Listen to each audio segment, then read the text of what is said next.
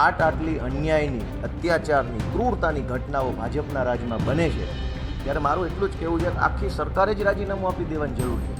ગોપાલ ઇટાલિયાના રાજીનામા આપવાથી ગુજરાતના પુલ તૂટતા બંધ નહીં થાય. આમ આદમી પાર્ટીના ગોપાલ ઇટાલિયાએ એક તરફ આજે ધારાસભ્ય તરીકે શપથ લીધા અને તેની જ સાથે તરત જ ભારતીય જનતા પાર્ટી ઉપર આકરા પ્રહાર કર્યા અને ખાસ કરીને કહ્યું કે આખી ભાજપે રાજીનામું આપી દેવું જોઈએ.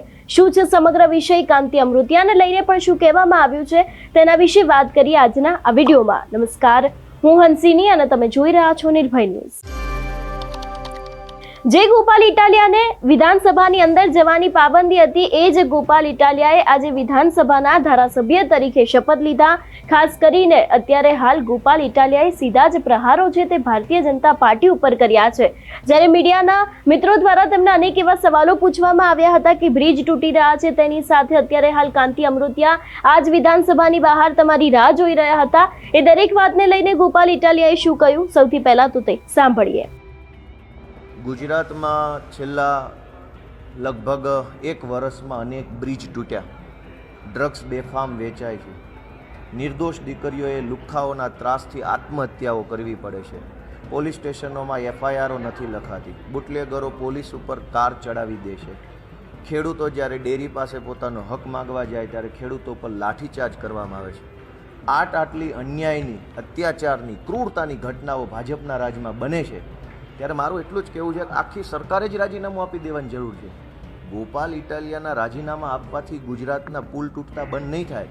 ગુજરાતના પુલ તૂટતા બંધ કરવા હોય, પેપર ફૂટતા બંધ કરવા હોય, ખેડૂતોનો અન્યાય બંધ કરવો હોય, યુવાનોને રોજગાર અપાવવો હોય તો આખી ભાજપની સરકારે રાજીનામું આપવું પડશે, તો જ ગુજરાતને કંઈક. ગુજરાતમાં છેલ્લા લગભગ 1 વર્ષમાં અનેક બ્રિજ તૂટ્યા, ડ્રગ્સ બેફામ વેચાય છે, નિર્દોષ દીકરીઓએ લુખ્ખાઓના ત્રાસથી આત્મહત્યાઓ કરવી પડે છે, પોલીસ સ્ટેશનોમાં એફઆઈઆરો નથી લખાતી, બુટલેગરો પોલીસ ઉપર કાર ચડાવી દે છે, ખેડૂતો જ્યારે ડેરી પાસે પોતાનો હક માગવા જાય ત્યારે ખેડૂતો પર લાઠીચાર્જ કરવામાં આવે છે. આટલી અન્યાયની, અત્યાચારની, ક્રૂરતાની ઘટનાઓ ભાજપના રાજમાં બને છે ત્યારે મારું એટલું જ કહેવું છે કે આખી સરકારે જ રાજીનામું આપી દેવાની જરૂર છે. ગોપાલ ઇટાલિયાના રાજીનામા આપવાથી ગુજરાતના પુલ તૂટતા બંધ નહીં થાય. ગુજરાતના પુલ તૂટતા બંધ કરવા હોય, પેપર ફૂટતા બંધ કરવા હોય, ખેડૂતોનો અન્યાય બંધ કરવો હોય, યુવાનોને રોજગાર અપાવવો હોય તો આખી ભાજપની સરકારે રાજીનામું આપવું પડશે, તો જ ગુજરાતને કંઈક.